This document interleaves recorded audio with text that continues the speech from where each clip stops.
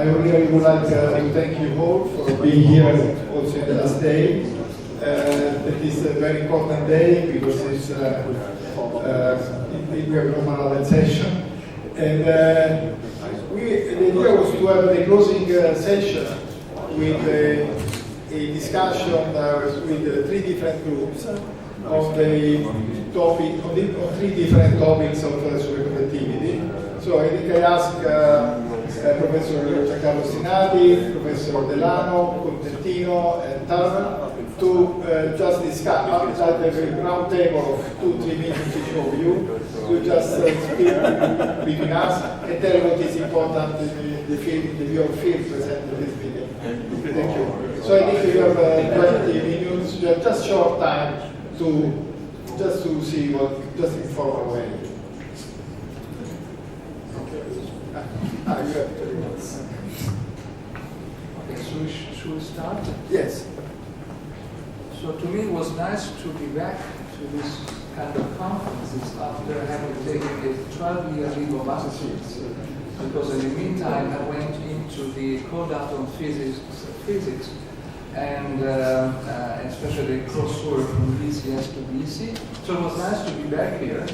And like an old friend coming back to the hometown after a long time, I can bring you some experience and see and tell you what I've seen here of difference what I've seen last time many years ago. You see, in cold atom physics, the experimentalists went first. They had the idea, they did the experiments. Probably in the interpretation, sometimes they were wrong. But the theoretician had a hard time to follow that, because even though the Hamiltonian is well known and is simple, since the condition of the interaction are strong, it's really painful and to explain many of those data. And so there was no enforcement by the theoretician or the experimenter for what they had to do. A long time ago, in this community, a strong theoretician really enforced the experimentalists. Either you do what I say or you are an essentialist student. Now I see that the experimentalists are going by themselves, and I like it a lot. So I forced the experimentalists to continue in this way. It was also said in this morning.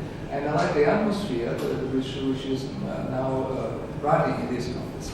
To me, what I see, which is a little bit weak in what you're saying, is the description of a condensate state. Okay? So I've seen a lot of geometry, which is nice, a lot of new material, which is fantastic. But I would like to see whether it is possible, a very simple experiment, and possible, a very simple theory, just to measure the correlation between opposite spin pairs. Okay?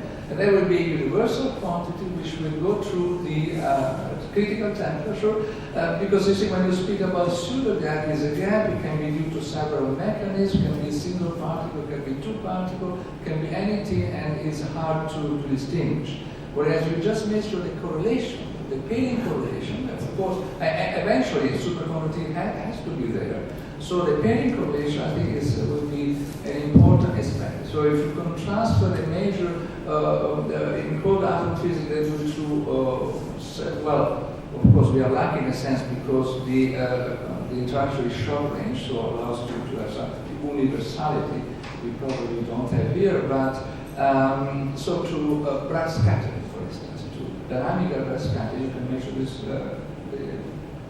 pair. Correlation between opposite spin. So is it possible to do something similar here? What sort of experiment? Just to go back a little bit more to the superscript phase, to the condensate state, and to finally distinguish how far above the critical temperature the pairing correlation will go. Okay. To me, the pseudogap is not enough. It's just a number, is an energy, can be due to many. Of course, if you have a theory, you can interpret it. But just to have an unbiased experiment. So that's what I'd like to see next time when we meet here also.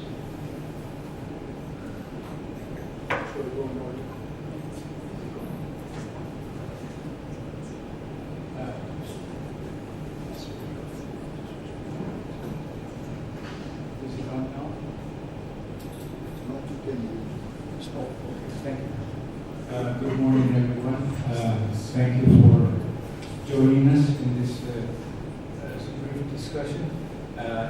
My view is somewhat different, but more specific in the sense that if you accept the fact that a BCS condensate consists of both electron correlations as well as hole correlations, as BCS referred to them, but if you take them as real bosonic entities, in other words, hole Cooper pairs and electron pairs, you see that they're present in the BCS constant on a 50-50 basis.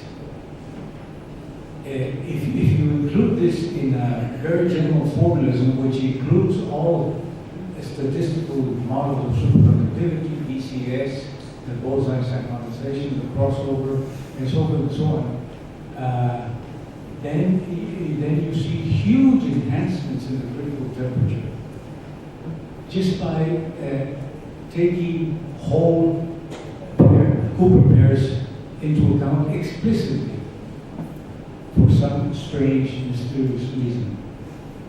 And then one has the possibility of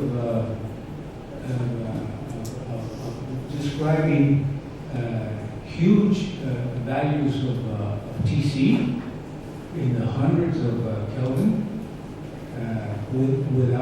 without changing the interaction, even with a BCS model interaction. It has these two parameters, lambda and Debye energy. So for me, I think elucidating the 3D presence of whole pairs explicitly might lead to new insights into the problem.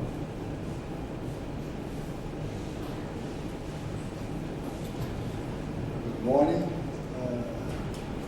This is my first time in this conference, and I was very much impressed with it. Okay, and first by the variety of themes. This is a very eclectic conference, many subjects, and also many different points of view on these subjects. In spite of that, we see some unity and a lot of people discussing not only in the talks, but also when we are outside here. So I think it's a very lively and very interesting conference. I don't know exactly what I should do here, so what I did was to pick up some topics that caught my attention. And for example, I was very glad to see that this problem of the the BCS back crossover, that is a problem that was born in condensed matter physics and was taken over by the people from optics because we didn't know how to vary the strength of the interactions.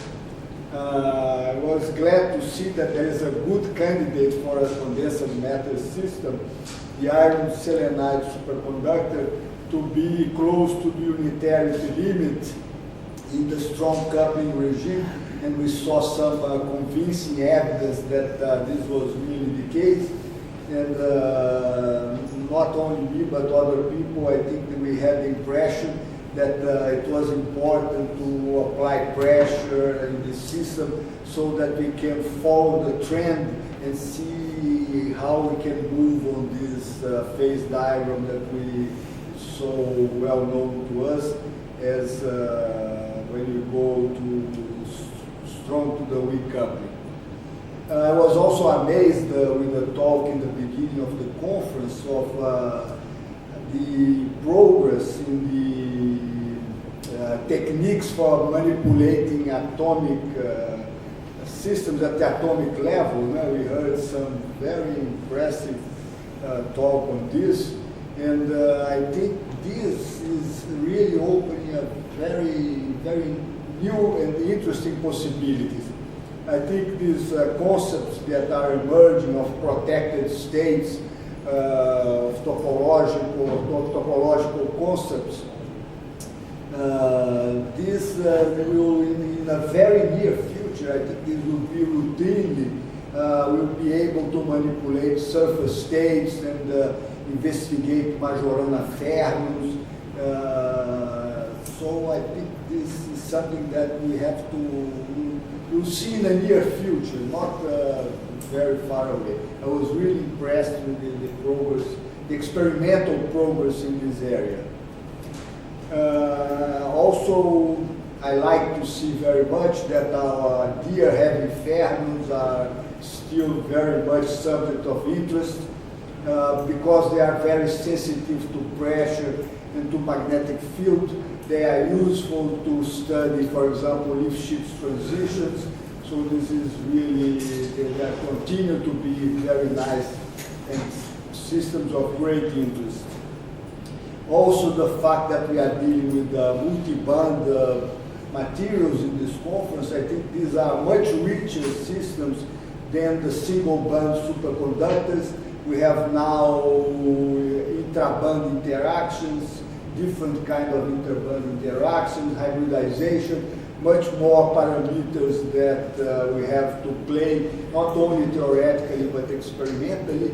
And then I think the systems they have, they are really very much interesting. And I don't want to be too long. I think Antonio Bianconi will have very interesting topics to be organizing such nice conferences for many years. And I hope you can do it. Thank you. Okay. Can you? Okay. I'm coming as an outsider into this field. Literally 18 months ago, I wasn't involved in high-temperature superconductivity and spent 20 years looking at complex systems and a theoretical approach. And there's a couple of comments I would make. First is that there's incredible diversity and incredibly good quality experimental work done across the board. Unbelievably impressive in this field. But what's occurs to me coming from the outside is that this experimental work is growing exponentially, and I think there's a lack of, let's say, effort on the theoretical side to try and understand to the level that is really required. See so many papers with brilliant experimental data, but we don't understand this and this and this. And so there's a lot of challenges there. I think the comment I would make is, as a theory, we think there's probably only two simple concepts to consider. The first is the coupling energies, and the second is how do we get macroscopic quantum coherence. And that, the thing that attracted me to this field was the work of Antonio and his colleagues and postdocs and others around this fractal disorder of dopants, which we've shown can actually induce a whole landscape, geometric landscape on this cube break in 2 dimensions. And the theory is once we've got the coupling sorted out, we're dealing with bosons.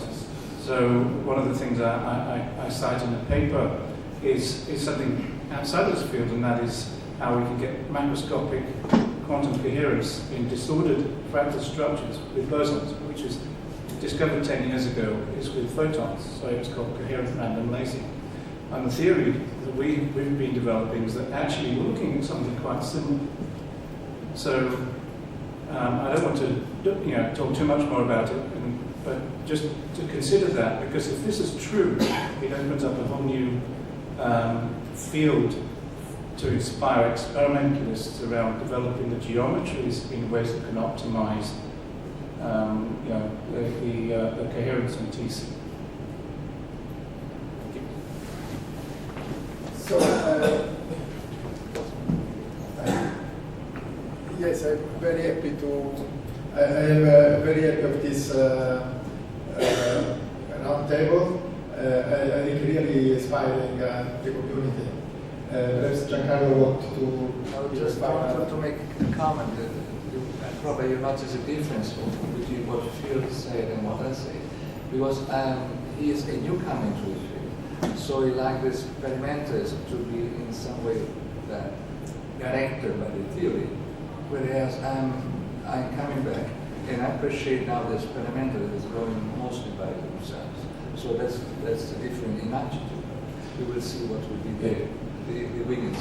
If I had to comment on that, we had a discussion beforehand, and there's some history here about theoreticians trying to drive, sort of the direction. And I must say I agree completely that at the end, experimenters should be free to go where they want to go, and